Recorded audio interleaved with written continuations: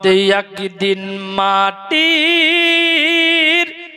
ভিতরে হবে ঘর রে মন আমার, কেন বাঁধো দালান ঘর। একদিন মাটির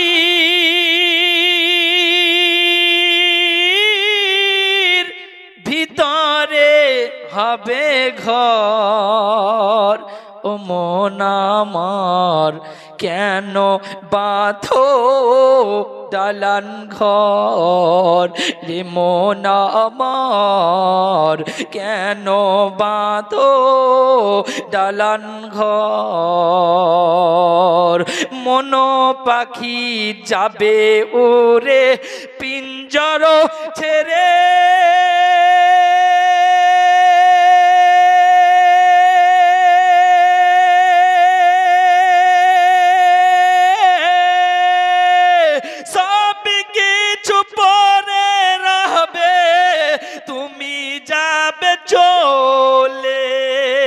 বলুন সুবহানাল্লাহ।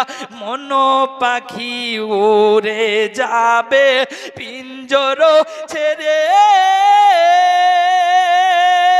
সব কিছু পরে রবে তুমি যাবে চলে। বন্ধু বান্ধবী যত,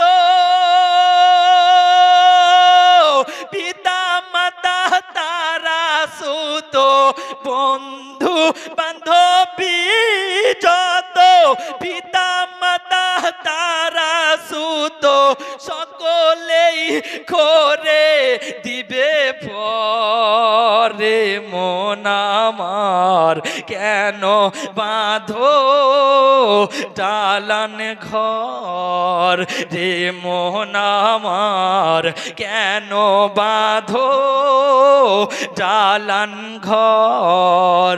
একদিন মাটির ভিতরে হবে ঘর রে মন আমার, কেন বাঁধো দালান ঘর রে মন আমার, কেন বাঁধো দালান ঘর। কেউ থাকবে? সবকে যেতে হবে। আর সুবহানাল্লাহ, পিঞ্জার ছেড়ে আপনার যখন ময়নাটিয়া বার হয়ে যাবে, সুবহানাল্লাহ সুবহানাল্লাহ। বেরাদার, মা বাপ দাদা দাদি সবকে ত্যাগ করে, দুনিয়ার মায়াকে ত্যাগ করে আপনাকে কবরে যেতে হবে। আর বললাম না, ওই লাশ আপনার কি হবে জানেন? মহব্বতে বলেন সুবহানাল্লাহ। শিরার উপর শিরা তোমার ছিন্ন ভিন্ন হবে,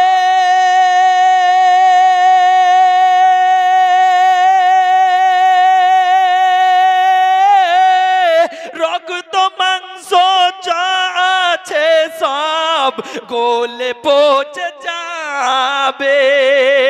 শিরার উপর শিরা তোমার ছিন্ন ভিন্ন হবে,